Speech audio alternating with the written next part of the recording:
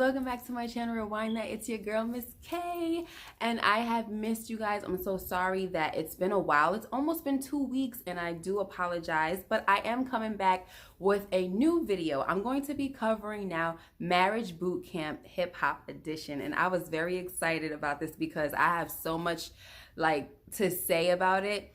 And I'm gonna try not to make the video to be too long, but I will be doing a recap and discussion every week of Marriage Boot Camp Hip Hop Edition. Now, I'm saying all that to say is I've covered Real Housewives of Atlanta, Love and Hip Hop New York, but lately the shows haven't been, I guess, that juicy to me, or nothing really going on, nothing that would spark much of an opinion in me. So if I don't feel that passionate about it, like I don't have much of an opinion, I will not do a review on it. I do apologize for that. But for the shows like Power, The Oval, Empire, any shows that I'm doing, any drama, scripted TV, I will do a recap of every single episode unless something stops me. But anyway, today, I'm going to be going over season 16, episode number 1. Okay, we got a great cast, all right, and I'm just excited. So let's get into it. Okay, so we start off with, they're arriving to the house. So our first couple is Jocelyn Hernandez, baby, with her new man, Ballistic, okay? So they say they're together on and off for 2 years, and that was, to me, an automatic red flag. When she said that they've been on and off for 2 years, I'm like, oh gosh, that's kind of bad. You know what I mean? So that obviously means there's some ongoing issues that caused them to be on and off. So that was one thing with them. Okay, and she says she wants to get married. He's saying they need time. And I'm like, yeah, ding, ding, ding. I kind of agree with him right now, even though it's new and we don't really know exactly yet what's going on in their relationship. I mean, regardless of what they show us on TV, we still don't know what's going on in any of their relationships, really. You know what I mean? But so far, it does seem like they do need to wait a little bit, especially if they're kind of on and off and stuff. So, but we'll get back to that later. So, and then the second couple is Styles P. Yes, Styles P. and his wife Ajwa. Okay, and they are they call themselves the forever couple, and they're like the realest. To me, I would say the realest couple in there, because they've been through it all basically, and doesn't mean that you have to go through it all to be the realest couple, or go through everything they're going through. I'm just saying they've been down with each other for a long time. They've been together for 24 years. They've been married for 13 years. You know what I mean? But Ajwa is saying that their relationship is dry. Okay, what did she say? She said it's boring. There's no passion. There's no romance. It's stale. And sometimes, like me being in a long relationship myself, I can totally relate. When you're in a relationship for it's almost 20 plus years or 20 plus years, it can get dry, and that's why it's very important to, find ways to learn each other. Sometimes you have to learn your spouse over, or learn, in my case, it's a spouse, but and that's their case too. They're married. So, but sometimes if you're not married with somebody, you've been together with them for 20 years, 10 years, this and that, you do have to learn them over, because y'all change, you're growing into a different person a lot of times, and there's maturity going on. So sometimes the stuff that you used to like, you don't like anymore, all those kind of things. So anyway, like I said, to me, they're the realest relationship in the house. And that's that. So next we got Bonnie. Her name, she's calling herself Bianca Bonnie, right? Some of y'all know her from Chicken Noodle Soup with a soda on the side, right? And she was also on Love and Hip Hop New York, right? So she has her boyfriend. His name is Choices. And they've only been together for 1 year. And when I heard that, I was like, first of all, let's just talk about this real quick. This is called Marriage Boot Camp, but once again, it seems like every season there's only one married couple in the whole house, and it's so weird, because it's okay, clearly the network is getting desperate and they have to fill up the house and everything. And I understand. Look, I'm here for it. I'm cool. I'm not complaining. I'm just bringing up a point that it's called Marriage Boot Camp, but most of the people in the house are not married. But it's getting worse and worse though. The timelines of the relationship is getting smaller and smaller, and it's to the point where, why are they on the show? Bianca and her boyfriend, they've only been together for 1 year, okay? And then we got Miss Chalet, and I'm jumping right now, but I wanted to go down the line. But Miss Chalet and her man, they only been together for 10 months. I'm like, this is crazy. Why are y'all even on this show? But like I said, I'm not complaining because it makes good TV. Anyway, so Bianca says that her and her man fight every day, basically. And my thing is, okay, because like I said, I don't know them really. What's going on? You know, why are you still together? He's like, he needs fresh air. He needs that good energy. It's too much negative energy going around, and he feels like most negative energy comes from her. And she's saying, oh, you make me this way, and it's, but you know, a bunch of tit for tat. But my thing is, you know, if you're not happy, stop wasting each other's time. Like, y'all are two young people. Do not waste your time with being in a relationship where it's toxic, because that's what it does seem like. But a lot of times in life, it seems like those toxic relationships are the hardest ones to break from, you know? But anyway, so then we have the fourth couple is Miss Chalet and her guy Stu, like I just said. And once I told you, they have been together for 10 months. And on top of that, they're in a long distance relationship, okay? And I'm just like, really, guys, why are y'all here? See if it's gonna work first before you come on marriage boot camp, okay? Like, you're not really fixing nothing with a foundation. Like, to me, and I think that the network would want it to be this way as well, where it's couples where there's an actual foundation going on. Like, there's years planted in. They've been through some stuff. They've been fighting. You know what I mean? Like, this is not their last straw, but they really need help to keep it together, right? These people been together for a year, 10 months, 2 years. Like, y'all gotta really do a whole bunch of plowing and a whole bunch of work, you know, to me, to be on this show. But clearly, that's not the case. Okay, so she's saying, Miss Chalet is saying that this guy is unattentive and he's not romantic at all. And when she said that, I'm like, okay, y'all been together for 10 months. Why are you still with this guy if he's unattentive and unromantic? And y'all living in a, you know, I mean, you guys are in a long distance relationship. Okay, but then he did say in the beginning he was like that. Or she said in the beginning. One of them said in the beginning he was like that. So that was my main thing. Like, if he's never been like this, why are you been with him for this long? But it was established that at first, which is a lot of the times that honeymoon phase where the guy and the girl are doing the most and it's attractive to one another, and you guys are turning each other on in the best type of way, and then you get too familiar and all of that falls by the wayside, which is a big no-no. So then the last and fifth couple is none other than Cee Lo Green and his woman Shawnee, and he comes in the house with the biggest stats. Okay, we got 7 albums, 46 singles, 18 Grammy nominations, 5 wins, and 7 platinum singles. So, you know, when he comes in, they're like, oh, the OG is here, the legend, and all that stuff. So he got, you know, mad love and everything. And so he's been engaged to his woman for 5 years, almost 5 years, and they've been together for almost 8 years. Now, their problem is that they have past issues, of course, but they didn't, you know, really dive into that yet. They just said past issues, but there's also issues with communication. And Shawnee was saying the biggest issue with this guy is that he communicates weirdly. You know what I mean? Like, he says weird things. Like, he says something about, if there's a problem, then there's a problem with me, then the problem has a problem. Like, stupid stuff like that. So I understand where she's coming from with that.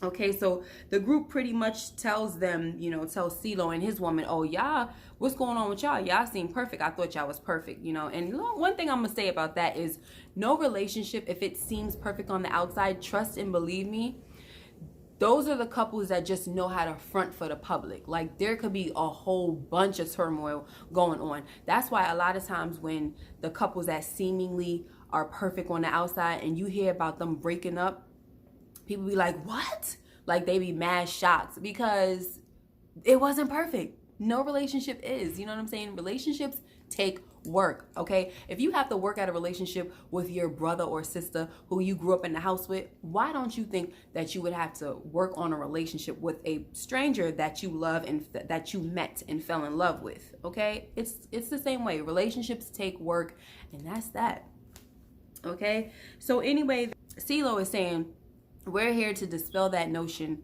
that things are perfect, you know, because nothing is perfect.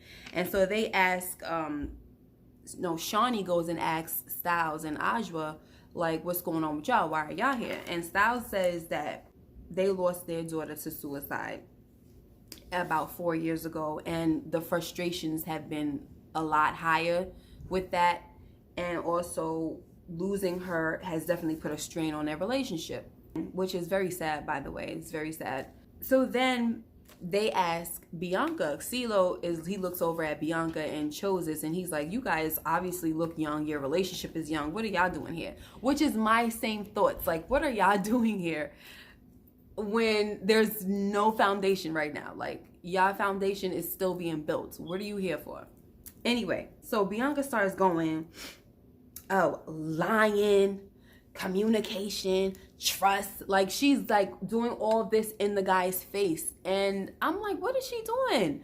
So I was very thankful when Jocelyn was like, hold on, Bianca, see that right there? You can't do that to that man. Like, that's disrespectful. But Bianca didn't say nothing to Jocelyn when she said it, but in the confessional, she goes, Jocelyn, shut the F up, you know, because clearly she ain't trying to hear no constructive criticism. That's how I took that.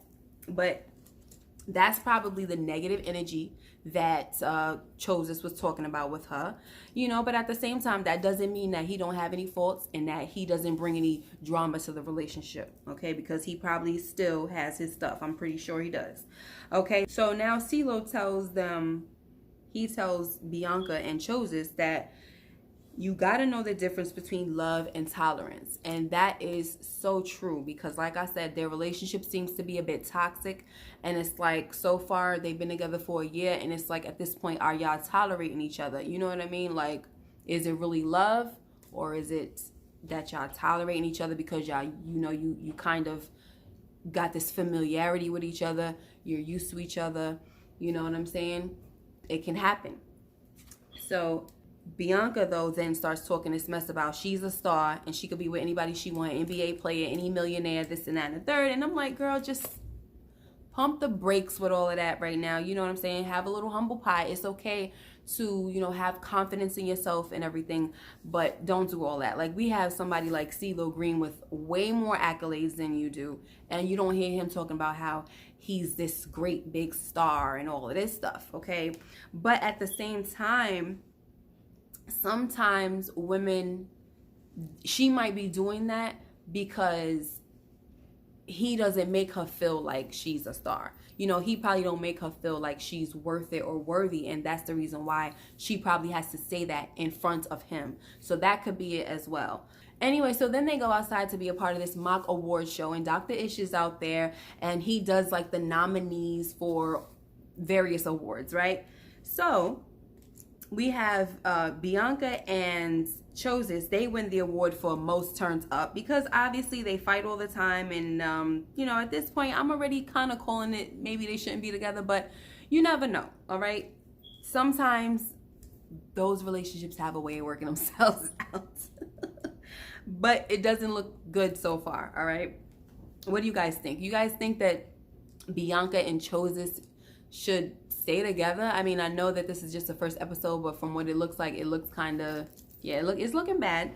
Especially it's only been a year, so yeah. Anyway, I do want to say though that it's kind of cute how they both came there with the blue hair. That's really cute. I like that. So I also want to say that when Judge Toller was talking to Bianca and Choices, I did feel bad for her though when she started crying, because she was basically telling him like she wants him to love her as much as she loves him. You know, so, and a lot of times that happens as well, especially, you know, if you feel like you're trying to give your all to a person and they're not reciprocating, that's a very bad feeling. So I felt bad for her with that. So anyway, the awards, right? They went like this. All right, we have the FOMO award. It went to Michelle and Stu.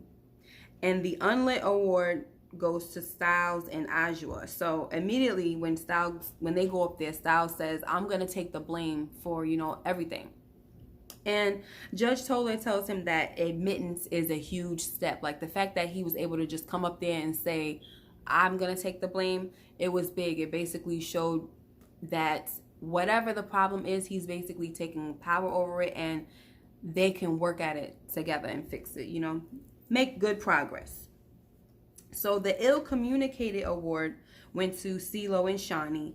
And Lo, he says that Shawnee is a bit controlling, and Dr. Ish was trying to say that, you know, her controlling is not always about that. It's more so she's trying to take care of you. But if you don't receive it as that, you have to communicate that. Like, yeah, hello, tell her that.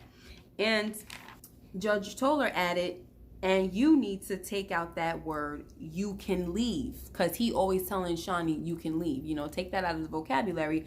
And the problem is that he's not making her feel like she has a permanent place in his life as long as they've been together. And that's the worst. Like, you've been with somebody for that long, for 8 years, and you still feeling like you're disposable. That's not good. Okay, so next we got Jocelyn and Ballistic. They get the Ride or Die award because Jocelyn says that she thinks she's riding and Ballistic is dying. All right, but Ballistic has problems with the deadline because Jocelyn, she wants to get married now. Ballistic has a problem with, listen, don't put no deadlines on me. And she's like, I want to be an honorable woman, and the way you can make me an honorable woman is by marrying me. And so he basically says, you're an honorable woman because of how I treat you. I treat you like a queen. I take care of, you know, your daughter and everything. And even Jocelyn was saying, he picks the baby up. He takes her to school, you know, every morning and all that stuff. And he's really stepped in. He basically adopted her and all that. And so that's, to me, he deserves a lot of respect for that because that's not his biological child. And for him to step in and do that is wonderful. I think that when men do that, especially with children that are not theirs, it's a wonderful thing, and they really deserve lots of respect. He was saying that he needs someone to treat him like a king, and Jocelyn doesn't do that. You know, talking to him all kinds of ways and this and that, and, you know, a woman that's respectful. But he was basically saying that, you know, he does this and he does that, and she said that's the least you could do. And that right there was like, oh gosh, girl, don't do that. So Dr. Ish had to tell him, listen, he's trying to show you that he wants to take care of you and that he wants to, and he can be the king you're talking about, but you keep smacking it down. And then Judge Toller said, it would be a shame if you're the one that's standing in your own way. And Jocelyn seemed like she was listening, but we'll see. All right, so lastly, we get the rooms, right? We go to the rooms, and Michelle and Stewie have the worst room to me because they have like posters of women plastered all over the wall and everything, and all I could think of is, oh my gosh, I know they're not really on vacation, but you know, they're staying somewhere away from home and they're in this beautiful home, a big old mansion, and to have a room that, to have to wake up in that every day is just like, ugh. Like, if I'm on vacation or I'm home away from home, my room got to be nice, you know, it just has to be something nice going on. And then Styles and Azure, they have this dreary looking room because they're unlit, you know what I'm saying? So their room is looking all dark. They got little like curtains looking like they all burnt up and everything. It's looking crazy. So I would definitely hate that too because I love lit areas, like natural lighting and all that kind of stuff, because it just does something for my mental. That's about that. But what do you guys think, all right, about this episode? That is my recap and discussion, guys, and I really want to hear from you guys. What do you think about this episode? You know, one question that I wanted to ask the men out there. Okay, we have CeeLo and his woman, right, Shawnee. They've been together for 8 years and they've been engaged for 5 years. Guys, I want to know from you, why does it take so long? Like, if you decided or you proposed to your woman, why the long drawn out engagement?